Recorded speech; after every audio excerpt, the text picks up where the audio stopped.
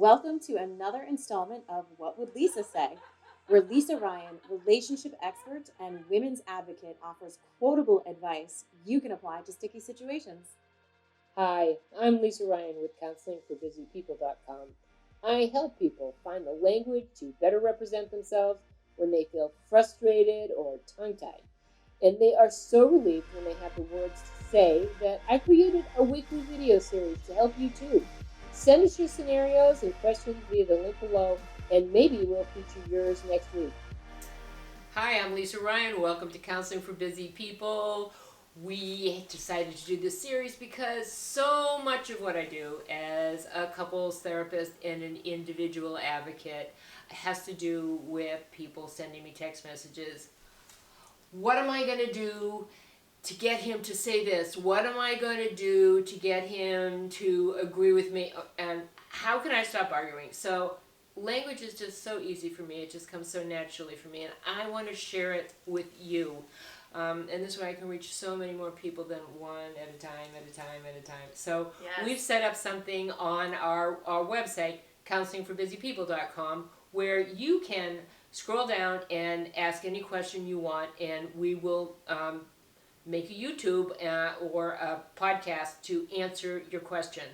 So are we going to go with the question for today? Yeah, let's talk about today's topic. Let's jump right in.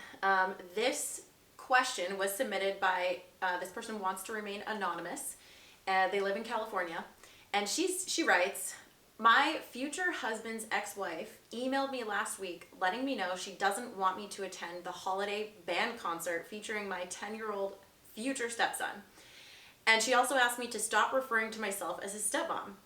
We are engaged and plan to marry next year. I've been in my stepson's life and very involved for 5 years. There is no title that exists to describe my role and relationship to my future stepson, so I have been defaulting to stepmom. I also happen to know my stepson wants me to attend the concert. How should I respond?" That's a good one. Oh God! What would Lisa say? Messy. Wow. Everybody says that I would like to have a blended family, and I will say there's no such thing as a blended family. It is chunky fruit salad at best. So I suppose what I would say would be to tell your significant other, your fiance, your boyfriend, or partner that it is up to them to sort out any differences with their ex-spouse. I don't think that it is this poor person's job to have to do Mortal Kombat with their boyfriend's ex or fiance's ex-spouse. I think that the ex-spouse was out of line sending that email, by the way, but I do think it's crummy that there's no word in the English language, because technically, okay, I suppose she's not a stepmom yet, but maybe her fiance can sort that out and have it be okay. But I suppose if I were in that situation, I would just like reach out and shake hands with anybody I met, and say, "Hi, my name is Lisa Ryan, and I'm here watching Jamie play. I go out with his dad." Okay. Well, what do you think? Yeah, well, I'm curious to know how you would actually respond to, would you respond to the email too? Because it sounds like... I would not respond to the email, No response, and I yeah. would ask the my fiance to say I'm responding on behalf. Please contain your yes. comments between the two of us, because she's just trying to do her life. Yeah. Doesn't have anything to do with our mess. Mm-hmm. Because Okay. it doesn't. I mean, Yeah. why should she have to go into combat with Right. Ooh. Yeah, I've been in that situation, and I thought for the longest time that I did have to go to battle with her because she was emailing me directly. And so I thought, I must respond because that's typically what we do, right? But no, that's great advice. Take yourself out of the equation. Well, lots of times when the ex-spouse is not responsive, then you get to be plan B.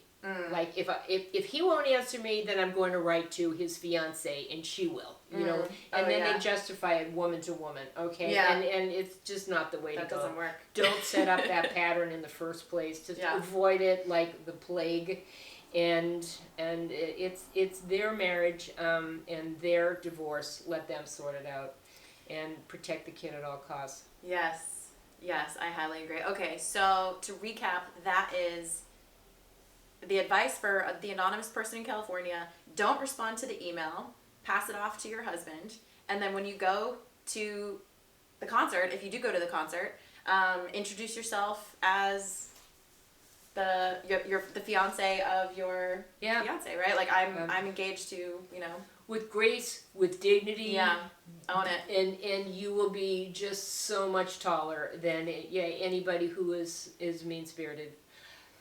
Like it sounds like that woman is dealing with someone who's mean spirited and controlling. She's upset at life. Yeah, well, her situation. Which is, it's a shame because she could actually create a great relationship with this person who's going to be very important in her son's life if it were less about, you know, jealousy and feeling replaced than it is about what's best for my child. Yeah. Right? They could have forged a great relationship, but that's not the beginning of a really good start. Well, you've heard it here first, what Lisa would say. And if you are struggling in a situation and you want to know how Lisa would respond, go to counselingforbusypeople.com/contact and submit your question there, and maybe you'll be featured in our next video. I would love to hear from you and give you the language that you need to take yourself off the hook. Don't hesitate to drop me a line. See you next week.